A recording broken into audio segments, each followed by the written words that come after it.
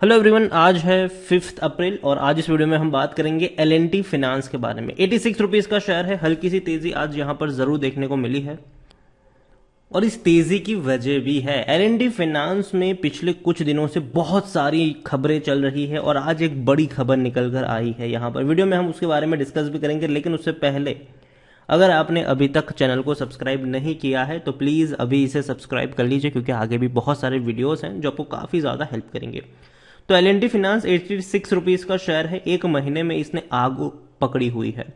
उसकी सबसे बड़ी वजह यह है कि देखो 40% की तेजी एक ही महीने में है। 60 रुपए से भी कम कीमत का शेयर था। तेजी आने की पहली वजह थी कि प्रमोटर यहां पर खरीदारी कर रहे थे। प्रमोटर ने यहां पर 20.27 मिलियन शेयर्स खरीदे, मतलब 2 करोड़ से भी ज्यादा शेयर्स प्रमोटर ने यहां पर खरीदे, वो भी 83 रुपीज की कीमत पर। जो एवरेज प्राइस है प्रमोटर के द्वारा खरीदी गई वो 83 रुपीज के आसपास की है और प्रमोटर ने बहुत बड़ी क्वांटिटी यहां पर खरीदी है। प्रमोटर की जो होल्डिंग पहले 63.50% की थी, अब वो इस खरीदारी के बाद 65.80% के आसपास हो चुकी है। तो प्रमोटर के इस बहुत बड़े डिसीजन की वजह से कह सकते हैं कि हमें इतनी बड़ी तेजी देखने को मिली। और अभी दोबारा एक बड़ी खबर निकल कर आई है और वो बड़ी खबर है इनके एनपीएस को लेकर। L&T फाइनेंस ने अपना 3,465 करोड़ के आसपास का जो एनपीए है वो फोनिक्स ग्रुप को बेच दिया है। हालांकि ये अभी खबर ही है, कंफर्मेशन अभी आना बाकी है, लेकिन कह सकते हैं कि ये कंफर्म है।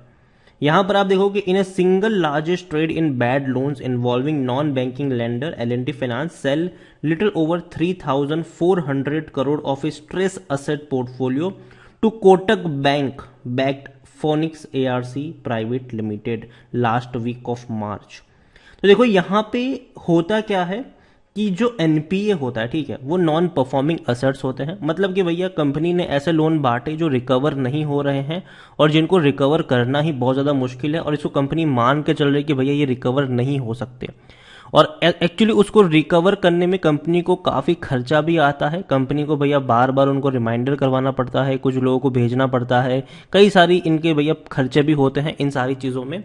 और तो यहाँ पर L&T ने ये किया कि अपने इस लोन को सीधा सीधा फोनिक्स ग्रुप को बेच दिया कि भैया ये रहो, 3,400 करोड़ के आसपास का स्ट्रेसफुल लोन है, इसके बदले आप हमको 1,000 करोड़ दे दो, 1,200 करोड़ दे दो और बाकी का लोन आप रिकवर करो, आप जितना रिकवर कर पाओ वो आपका।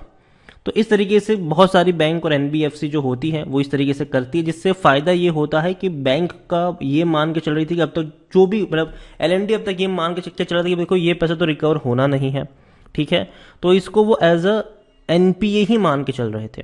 और अब ये पैसा मतलब थोड़ा सा भी जो इनको मिल जाएगा फोनिक्स से वो डेफिनेटली इनके ऑर्डर बुक में जुड़ जाएगा, लोन बुक में जुड़ जाएगा, तो इनके लिए फायदा होगा। दूसरी ओर इस पैसे को रिकवर करने में इन कंपनियों का, इन बैंक का काफ़ी ज़्यादा टाइम भी जाता है, काफ़ी ज़्यादा मैन पावर भी जाता है। तो कहीं ना कहीं कहते हैं कि हाँ, बैंक ये सारी चीज़ों में पड़ना नहीं चाहता है, तो इन्होंने भैया एक अलग एंटिटी को दे दिया। अब वो लोग रिकवर करेंगे पैसा और बैंक को इससे कोई लेना देना यहाँ पर नहीं होगा। तो अगेन एक अच्छी बात है ये कि अपना इतना बड़ा जो पोर्टफोलियो जो अब तक एनपीए था, नॉन परफॉर्मिंग एसेट्स था, उसे थोड़ा बहुत भी हेयरकट ये निकाल लेंगे। तो ये एक अच्छी बात है और यही वजह है कि आज भी थोड़ी बहुत तेजी हमें यहाँ पर देखने को मिल रही है। उसके अलावा एक और खबर है L&T फाइनेंस में कि 200 करोड़ रुपए रेज किए हैं L&T फाइनेंस ने, जो कि अगेन बहुत अच्छी बात है। और जो 200 करोड़ इन्होंने रेज किए हैं वो French multinational investment bank and financial services company है, जिससे इन्होंने ये पैसा रेज किया है।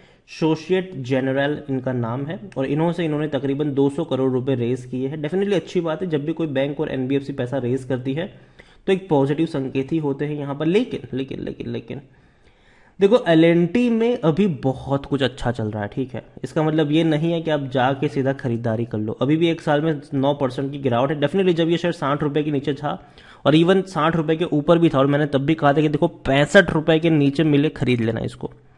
ये मैं कई सारे वीडियो, अगर आप चाहो तो मेरे पुराने वीडियोस भी चेक कर सकते हो, मैंने कहा था कि 65 रुपए के नीचे मिले खरीद लेना इसको। दोबारा तेजी बनी है, लेकिन अब मैं बाइंग की रिकमेंडेशन नहीं दूंगा यहाँ पर, लेकिन खरीदारी करी है तो बने रहो।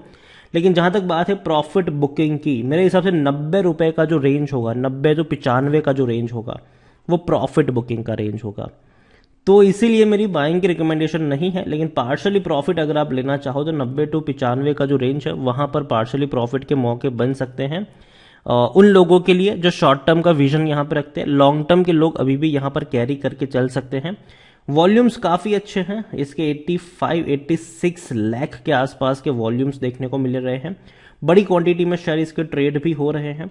कंपनी की बात करें तो कंपनी का रेवेन्यू 3000 करोड़ क्वार्टरली कमा रही है और प्रॉफिट इनका 325-300 करोड़ के आसपास देखने को मिल रहा है। शेयर होल्डिंग पैटर्न मार्च में काफी इंटरेस्टिंग होगा देखना, क्योंकि प्रमोटर ने तो खरीदारी करी ही है। उसके अलावा FIIs mutual fund insurance company ने क्या किया है वो देखना काफी इंटरेस्टिंग रहेगा। अभी तक मार्च की शेयर होल्डिंग पैटर्न आई नहीं है। प्रमोटर का एक भी शेयर गिरवी नहीं है। प्रमोटर कौन है?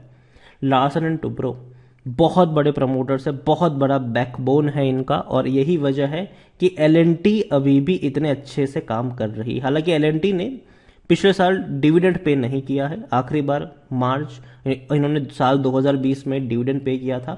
एलएनटी के बारे में देखें तो according to Moneycontrol user 20% लोग कह रहे भैया बेचो और भाग जाओ, और 80% लोग कह रहे खरीदारी करो। यहां पर कंपनी में देखा जाए तो प्रमोटर की जो बाइंग आई है उसने बहुत ही मेजर रोल प्ले किया है यहां पर तेजी को लाने में, लेकिन 40% की तेजी उसकी वजह से आ चुकी है। तो थोड़ा सा समझिए कि भैया जो खबर थी उसका इंपैक्ट आ चुका है। अब आप ये मान के नहीं चल सकते कि भैया अभी भी यहां पर ये 100 पे जाएगा, 200 पे जा सकता है, ठीक है, लेकिन बड़ा लंबा इंतजार है उसके लिए भी। रेवेन्यू अच्छे हैं इनके, लेकिन अब धीरे धीरे कम होंगे फाइनेंशियल ईयर 2022 में, क्योंकि 3000 करोड़ के आसपास की एवरेज है इनके रेवेन्यू की। तो 12000 करोड़ के आसपास के रेवेन्यू होंगे, जो पिछले 2 साल के मुकाबले कम होंगे। और प्रॉफिट भी अगर हम देखें तो थोड़ा सा डिक्लाइन, मतलब प्रॉफिट डिक्लाइन होगा लेकिन थोड़ा सा अप होगा या उसके आसपास ही रह सकता है आने वाले दिनों में। एलएनटी फिनांस में देखें तो 21 का पी रेशियो है और सेक्टर पी 27-28 का है। सस्ता कह सकते हो आप इसको, लेकिन अगर ये 90-95 क्रॉस करेगा तब ये उतना सस्ता नहीं रहेगा। अगर खास के 95 या 100 रुपए के आसपास जाएगा तब ये उतना सस्ता नहीं रहेगा। 82% एनालिस्ट कहते हैं खरीदारी करो। देखो, मेरी खरीदारी करने की सलाह 65 रुपए के नीचे की थी। कई बार मैंने वीडियो बनाकर ये चीज कहा भी था। अब जिस प्राइस पे है वहां पर मैं कहूंगा कि यहां से रिस्क थोड़ा ज्यादा है, लेकिन जो अब फ्रेश बाइंग के मौके नजर आएंगे वो आपको नजर आएंगे 75 से 80 के बीच में। 75 से 80 के बीच में अब मौके नजर आएंगे।